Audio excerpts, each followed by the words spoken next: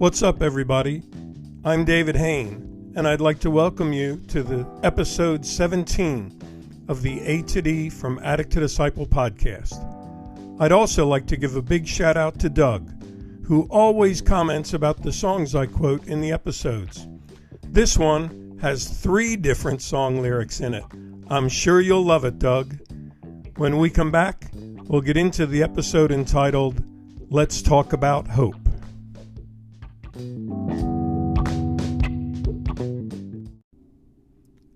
Welcome back. I'd like to start out with Proverbs chapter 13, verse 12, which tells us, hope deferred makes the heart sick, but a dream fulfilled is a tree of life. So this episode, we'll look at hope that has not only been deferred, but maybe hope that has died in you, that has stolen your dreams and sucked the life out of you. As a result, maybe you've just given up on even trying to get sober. You may have given up on getting your life back at all. But 18th century philosopher Edmund Burke warned, for the triumph of evil, it only requires that good men do nothing. Today's the day to say you don't want evil to triumph anymore. It's time to start doing something to begin to hope again. So what is hope? Why is it so important? I'd like to list 6 key ideas about hope. Number 1, hope is an important ingredient in living, in leading a fulfilled life. The word desperate comes from the Latin word desperatus, which means having lost hope or being without hope. So without hope in our life, we're struggling with despair. We can't see anything that convinces us our life will get better.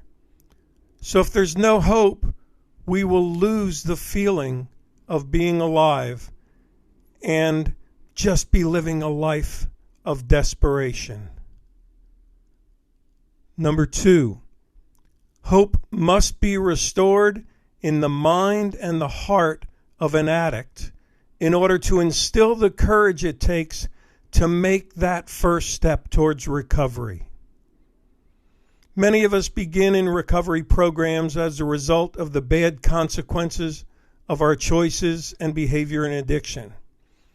If we begin a program without hope, we become those people who complain about it and find fault in the people who are trying to counsel us in our recovery.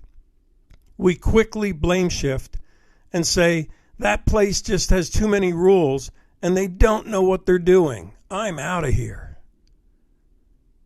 Number 3, hope is an essential ingredient in lasting recovery and permanent transformation to the life and heart of an addict. A key quality of hope is that it provides the motivation for us to set and achieve goals. And hope not only gives you the courage to persevere when times are difficult, but it allows us to encourage and offer support to those in recovery groups with us. Number 4, hope is necessary to find the freedom to dream again while establishing recovery. In recovery, we need to learn to dream again. We need to break out of the rut of disinterest, and we need to search for excitement in everyday life. Number 5, hope inspires us to risk again. And in order to risk again, we need to begin to believe in ourselves again. Trust in ourselves involves looking out over the rim of the pit that we've been stuck in, where every day looks the same and tomorrow looks the same as yesterday. And we need to set our eyes on a better future. We begin to look forward with the perseverance and expectancy to make our hope and dreams become reality. I absolutely love what American poet E. Cummings wrote about this. He said, once we believe in ourselves, we can risk curiosity, wonder, spontaneous delight, or any experience that reveals the human spirit. Number 6, to sum up the first 5, hope gives us the will to take that first step to begin the whole process of turning our life around. You see, hope is something that does give us the opportunity to turn our life and circumstances around.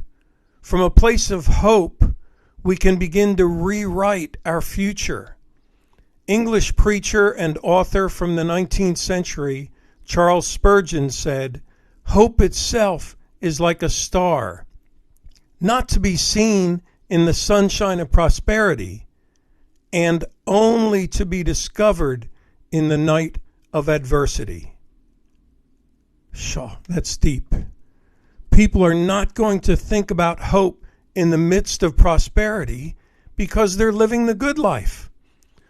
It's when we're stuck in that darkness, when we're stuck in that never-ending night of adversity, aka addiction, that's when we desperately need to discover hope. Take a look at the picture I used as the description of this episode. It's the cover from my From Ashes to Destiny book, and it shows a man standing in the ashes of the moon, dipping a paintbrush down, painting stars in the sky. Your star is waiting to be painted in the sky as you discover hope in the midst of your adversity. So how do you find hope?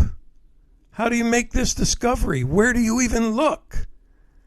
How do you even begin to find hope? A key first step in finding hope in the midst of hopelessness is just to look around you. Who is that person or people who have believed in you, who always have encouraging words rather than words of condemnation and judgment? Hope is that person. It's the person throwing us a life ring when we feel like we're drowning in our situation and circumstances. Hope is that person that accepts us even though we know they don't accept our choices and behavior.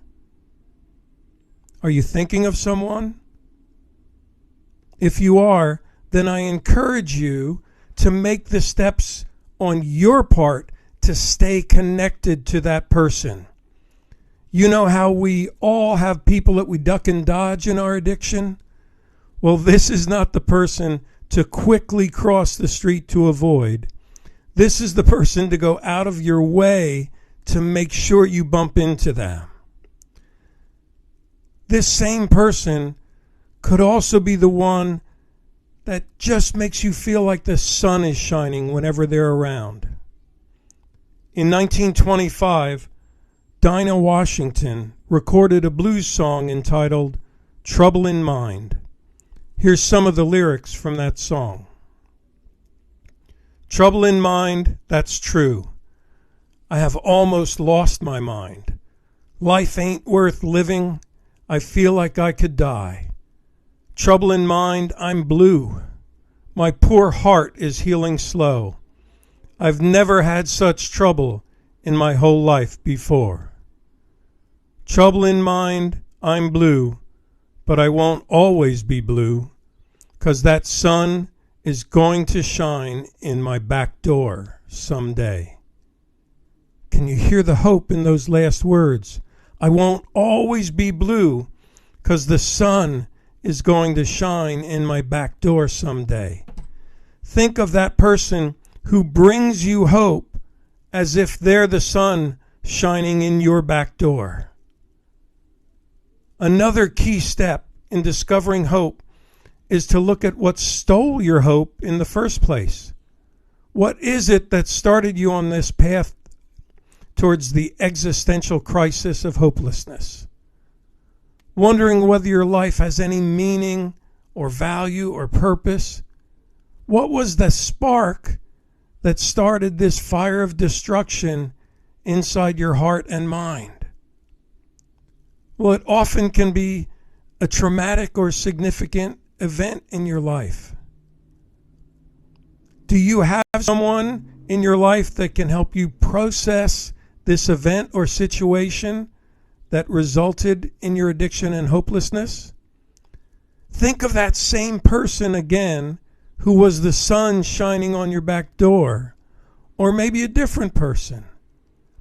Think of someone that will always be by your side, always speak when you feel like you don't have the words, and fight on your behalf for your healing and your freedom from addiction. This reminds me of the song by Kiss entitled, "I'll Fight Like Hell to Hold You." Listen to the lyrics. In a world of doubt and danger, you see it everywhere. Your friends turn into strangers. Does anybody care? But when all hope is lost, I'm going to be there, whatever the cost. When you feel lost, someone to hold you with all their might. Through the darkest night, I'll be there. I'll fight hell to hold you. 'Cause there's one thing I know, I'll be beside you wherever you go. You can be sure, someone to carry you into the light. Swear with all my might, I'll be there. Wow. Do you have that person who will fight for you, who will always be there, who will go out into the darkness and carry you into the same light that they have in their life?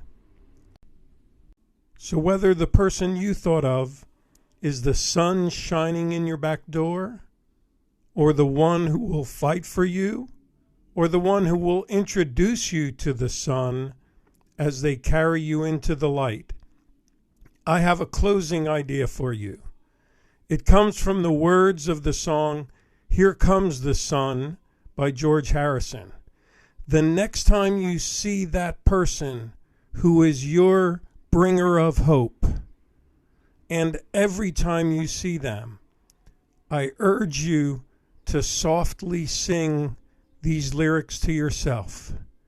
Here comes the sun, do-do-do-do. Here comes the sun, and I say, it's all right. Sun, sun, sun, here it comes. Sun, sun, sun, here it comes.